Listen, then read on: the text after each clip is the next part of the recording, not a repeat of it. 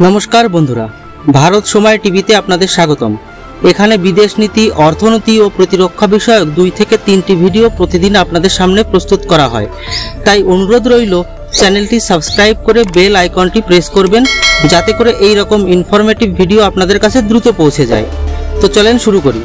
বন্ধুরা, আপনারা অবশ্যই একটা প্রবাদ শুনেছেন, ন্যাড়া একবারই বেল তলায় যায়।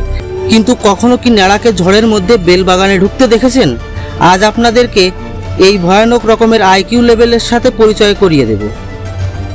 লোকটি হলো আমাদের প্রতিবেশী দেশ মালদ্বীপের রাষ্ট্রপতি মোহাম্মদ মইজু। মোহাম্মদ মইজু যখন থেকে চাইনিজ চূড়ান চেটেছেন, তখন থেকেই মালদ্বীপের অর্থব্যবস্থা ধ্বংসের দিকে ধাবিত হয়েছে। আর অর্থব্যবস্থার এই ধ্বংসের মূল কারণ হলো চীনের ভারী সুদের লোন। পুরো বিশ্ব জানে চীন গরিব দেশগুলোকে বিপুল মাত্রায় লোন দেয়, আর এই লোনের ডকুমেন্টস লোন নেওয়া দেশের সরকারের সর্বস্তরের সামনেও শো করা হয় না। উদাহরণস্বরূপ, পাকিস্তানে তৈরি হওয়া চীনের সিপিইসি প্রজেক্টের পেপার চীন এবং পাকিস্তানি আর্মি চিফ ছাড়া কেউ দেখেনি।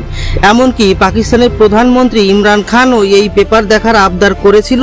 তারপরে ইমরানের কি অবস্থা হয়েছিল সেটা আপনারা সবাই জানেন। যাই হোক, এই লোনের প্রসেসটা এইরকম, লোন দেওয়া হচ্ছে মালদ্বীপের নামে, কিন্তু ট্রান্সফার হচ্ছে চীনের গোলাম মইজুর পকেটে। তাই তো চীনের লোন পাওয়ার পরেও সেটা কোনো দেশের কাজে লাগে না। তার উপর লোনের ইন্টারেস্ট চুকাতে ব্যর্থ হওয়ায় আবারও লোন নিতে যাওয়া লাগে চীনের কাছেই।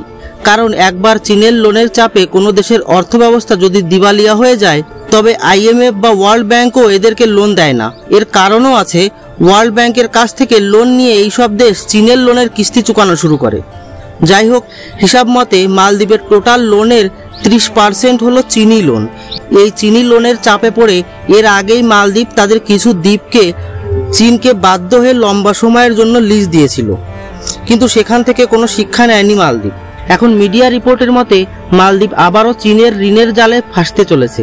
চীন নতুন করে আবারও মালদ্বীপকে ভারী মাত্রায় লোন দিতে চলেছে, কিন্তু প্রত্যেকবারের মতো এবারও এই বিষয়ে কোনো প্রকারের ডিটেল ডকুমেন্টস ওপেন করা হয়নি। তাই তো মালদ্বীপের অবস্থা দেখে মনে হচ্ছে চীনের চূড়নচটা ভারতের আরও একটা প্রতিবেশীর উইকেট আউট হতে আর বেশি দেরি নেই। ধন্যবাদ।